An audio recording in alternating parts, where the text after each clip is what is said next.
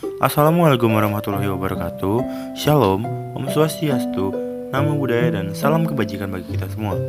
Perkenalkan, nama saya Gabriel Teguh Silayan dengan NIM 02011282832884. Dan di kesempatan kali ini saya ingin mereview suatu film berjudul Cokro Aminoto, Guru Bangsa yang rilis pada tahun 2015 sebagai tugas dari mata kuliah ilmu negara. Oke, film ini dimulai dengan seorang bernama Cokro Aminoto yang masih kecil yang bersekolah dan sedang diajar oleh wanita Belanda. Di sana sudah terlihat sifat-sifat Cokro Aminoto yang berani melawan dengan caranya menjawab pertanyaan dari gurunya, meski pada akhirnya dia terkena hukuman atas perbuatannya. Dan sifatnya ini tidak lain dan tidak bukan merupakan turunan dari sang kakek yang merupakan seorang ulama yang selalu mendidik Cokro Aminoto. Waktu pun berjalan, Cokro Aminoto beranjak dewasa dan sudah berkeluarga. Ia pun bekerja di perusahaan Belanda. Dan suatu hari saat ia bekerja, ia melihat seorang pribumi yang dimarahi oleh Belanda karena melakukan kesalahan. Cokro Aminoto pun tidak tahan, lalu bersikap melawan kepada Belanda tersebut. Dan kemudian ia berhenti dari pekerjaannya. Singkat cerita, ia hijrah ke Semarang untuk menemui temannya seorang kiai dan memiliki usaha di sana. Cokro Aminoto bermaksud ingin bekerja di sana. Namun, ia disarankan oleh temannya ini untuk hijrah ke Surabaya. Sebelum ia berangkat ke Surabaya, ia pun kembali ke kampung halamannya untuk mengajak keluarganya pergi bersama-sama ke Surabaya. Di Surabaya, saat ia sampai di sana, ia disambut oleh Hasan Ali yang merupakan teman dari kiai yang di Semarang tadi. Hasan Ali ini yang akan membantu setiap kebutuhan Cokro Aminoto di Surabaya. Di Surabaya, Cokro Aminoto bekerja sebagai redaktur surat-surat kabar dan seringkali ia membuat tulisan-tulisan perlawanan terhadap Belanda. Dan di sisi lain, Hasan Ali mendesak Cokro Aminoto untuk menciptakan organisasi yang menaungi rakyat di segala golongan, karena pada saat itu organisasi yang ada hanya menaungi golongan atas. Dan Cokro Aminoto dan Hasan Ali pun peduli pada etnis Tionghoa yang seringkali ditindas oleh pemerintah Belanda. Dan tiba-tiba timbullah kerusuhan antara Tionghoa dan pribumi, dan mendengar itu Cokro Aminoto langsung menghentikan mereka dan mengatakan bahwa mereka hanyalah diadu domba oleh Belanda. Kemudian keesokan harinya, rumah Pak Cokro Aminoto yang sudah menjadi base camp atau tempat perkumpulan untuk mereka yang ingin belajar dari Cokro Aminoto didatangi Hasan Ali dan beberapa pemuda lainnya. Pemuda ini merupakan utusan dari Serikat Dagang Islam yang mendatangi Cokro Aminoto untuk meminta bantuan untuk membantu masalah mereka karena izin dagang Serikat Dagang Islam ini dibekukan oleh Belanda karena terjadi kerusuhan dan pemerintah Belanda menyalahkan Serikat Dagang Islam sebagai pelakunya. Kemudian Cokro Aminoto menyetujui untuk membantu mereka. Lalu Cokro Aminoto membuat pengumuman dengan mengubah Serikat Dagang Islam menjadi perkumpulan Syariat Islam dan akan melindungi semua orang.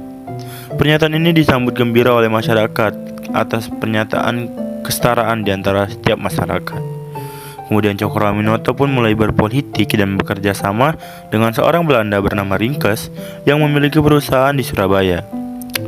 Syariat Islam pun kemudian berkembang dengan pesat dan besar yang membuat pemerintah Belanda mulai mengawasi mereka. Bahkan Cokro Aminoto seringkali terancam di penjara karena tulisannya yang terkesan melawan Belanda.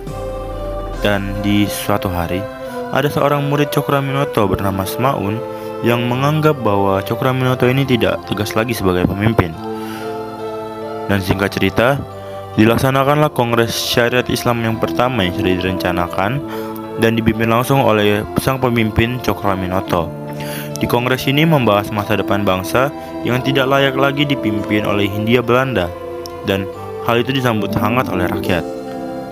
Saat syariat Islam terus membesar, pemerintah Belanda pun mulai menganggap bahwa syariat Islam ini adalah ancaman dan menyerang berbagai rantai syariat Islam. Di sisi lain, terjadi pula konflik internal, perpecahan antara pihak Semaun dan pihak Cokro Aminoto yang seringkali beradu pendapat dan berdebat yang tidak ada akhirnya. Dan di sisi lain pula, istri Cokro Aminoto pun jatuh sakit yang membuat situasi makin memburuk. Semaun yang berhasil mengajak berbagai tokoh penting syariat Islam Kemudian mereka mendirikan sebuah organisasi baru dan mereka melakukan berbagai kerusuhan yang mengatasnamakan syariat Islam. Hal ini berimbas pada berbagai anggota syariat Islam yang tak bersalah yang ditangkap oleh pemerintah Belanda atas perbuatan Semaun dan kawan-kawan. Di tengah kerasaannya dan kegelisahan ini, Cokro Aminoto pun kehilangan istrinya karena istrinya meninggal dunia. Dan pada akhirnya, Cokro Aminoto menyerahkan diri ke Belanda yang saat ini sering kali memburunya. Namun kemudian, Cokro Aminoto dibebaskan 6 bulan setelahnya karena ia tidak terbukti bersalah di pengadilan. Lalu, Cokro Aminoto mengembuskan nafasnya yang terakhir pada tahun 1934. Film ini berisikan pendidikan sejarah yang memberikan nilai tentang perjuangan awal menuju kemerdekaan Indonesia. Ini menjadi sarana edukasi yang baik bagi para penonton. Kemudian juga ini adalah rekreasi era kolonial yang menunjukkan bagaimana atmosfer dan suasana pada saat era kolonial. Dan film ini juga membawa pesan kemerdekaan yang mengajari bahwa pentingnya perjuangan untuk membebaskan bangsa dari penjajahan. Ini adalah pesan yang sangat mendalam. Namun, film ini juga tidak lepas dari kekurangannya.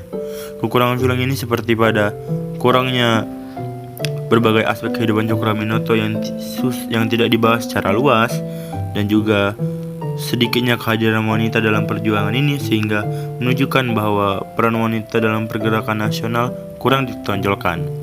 Yang terakhir juga keterbatasan historis karena berbagai peristiwa dan dialog seringkali dibuat hanya untuk kepentingan dramatis.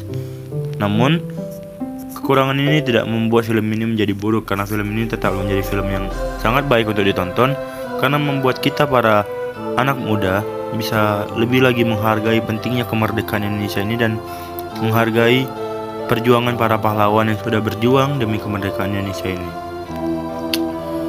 Oke, itu adalah review film Cokro Aminoto yang bisa saya lakukan pada saat ini. Saya memohon maaf apabila ada kesalahan dalam perkataan maupun perbuatan saya. Inilah video yang saya buat. Terima kasih atas perhatiannya. Saya Gabriel Teguh Selain pamit undur diri. Terima kasih sudah menonton.